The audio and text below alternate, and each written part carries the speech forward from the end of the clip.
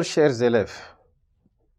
Je réponds au nom de Abba Maloum Al Ibrahim, ancien des sciences physiques. Dans cette séquence, nous allons vous présenter la correction du baccalauréat pour l'année 2018, série D. Premièrement, nous allons commencer avec la partie chimie. Nous avons l'exercice numéro 1 qui dit ceci.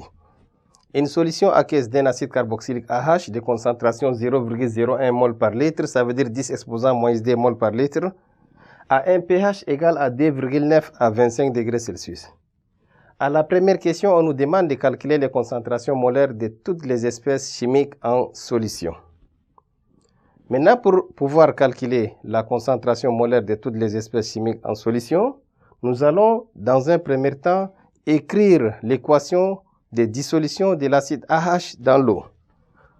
Équation. Donc, on a AH plus H2O. Si on prend AH plus H2O, ça nous donne A- plus H3O+. Et suivi, bien évidemment, de l'autoprotolyse. DH2O nous donne H3O plus OH-. Voici l'équation bilan de la dissolution de l'acide AH dans l'eau. Maintenant, nous allons recenser les espèces chimiques en solution. Espèces chimiques en solution. Nous allons recenser les espèces chimiques en solution. Ça veut dire pour les ions, nous avons A-, nous avons aussi H3O+, il y a OH-. En ce qui concerne les molécules, nous avons AH et H2O. Voici les espèces chimiques présentes dans la solution. Maintenant, on procède au calcul des concentrations.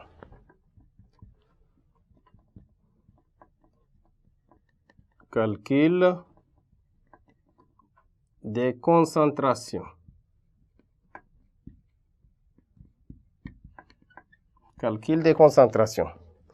Connaissant les pH, premièrement, nous allons commencer par la concentration en ion hydronium H3O+. La concentration de H3O+ égale à 10 exposant moyen pH, qui donne 10 exposant moins 2,9. Chers élèves, si vous tapez sur la machine, 10 exposant moins 2,9 nous donne 1,25, 10 exposant moins 3. 1,25, 10 exposant moins 3 mol par litre. À présent, la concentration en ion hydroxyde OH-. OH- égale à 10 exposant moins 14 plus pH, ça veut dire plus 2,9. Là aussi, si vous tapez sur la machine, vous allez obtenir 7,94 fois 10 exposant moins 12 mol par litre. Maintenant, nous venons de calculer la concentration en ion hydronium et la concentration en ion hydroxyde. Maintenant, il reste à calculer la concentration en ion A-. Pour calculer la concentration en ion A-, nous allons utiliser l'électroneutralité. Électroneutralité.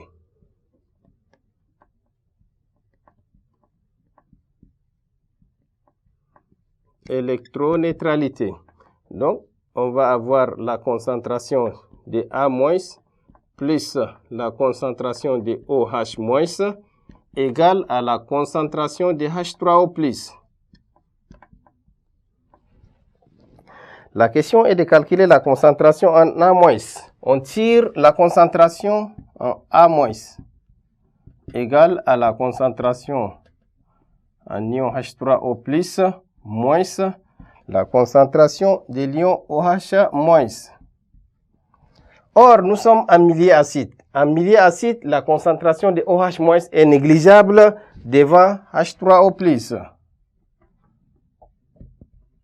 Or, OH- est largement petit devant H3O+.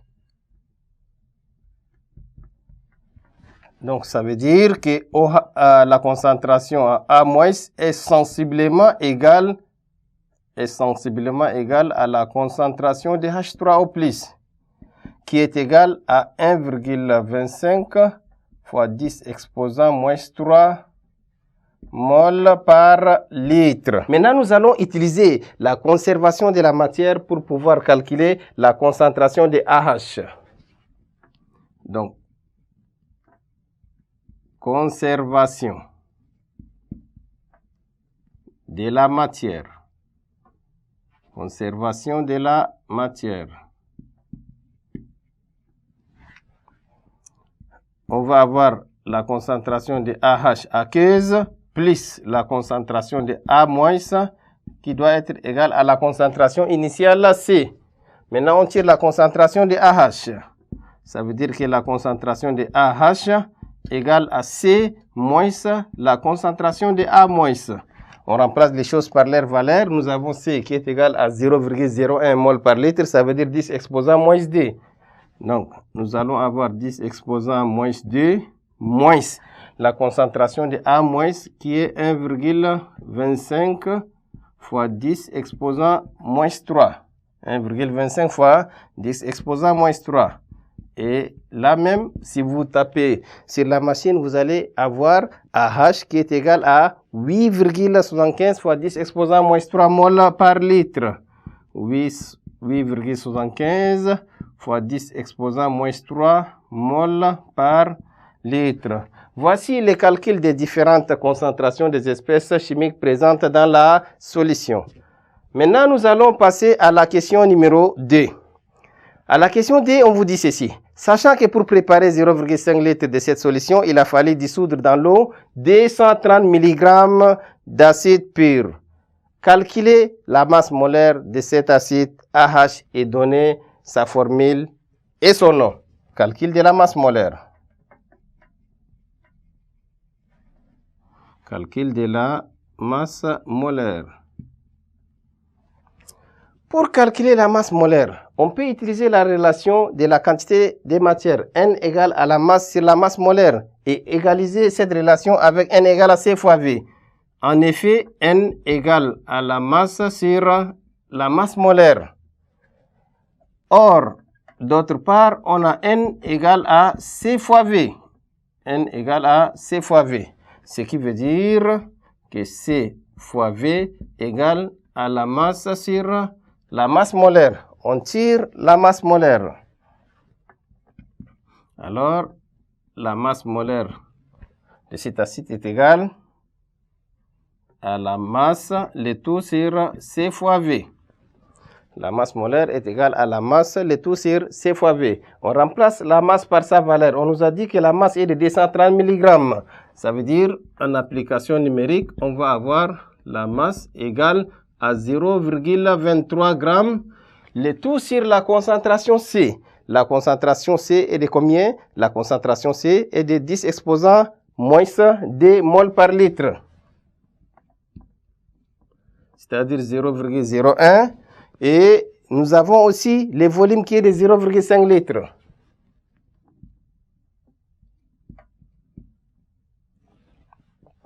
Voici la masse molaire. Ici, c'est la masse molaire grand M.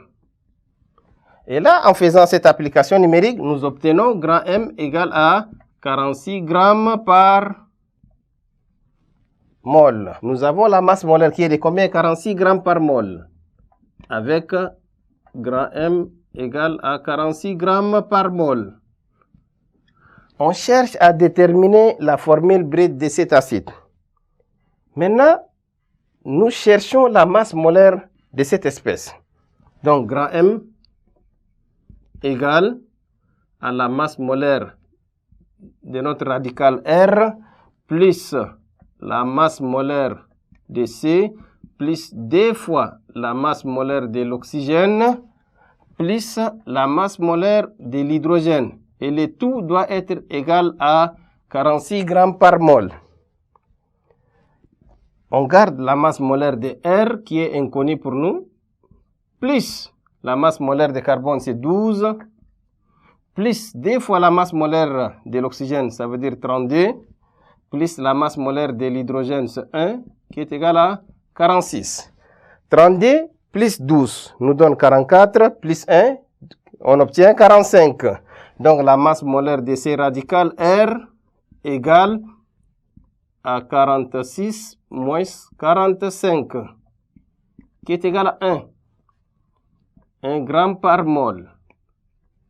Les composés chimiques qui a une masse molaire de 1 gramme par mol n'est rien d'autre que l'hydrogène. Alors, R est un atome d'hydrogène. R est un atome d'hydrogène. Si R est un atome d'hydrogène, ça veut dire que la formule brute sera de la forme HCOOH. Voici comment on obtient la formule brute qui est de la forme HCOOH. Son nom c'est quoi? C'est acide méthanoïque.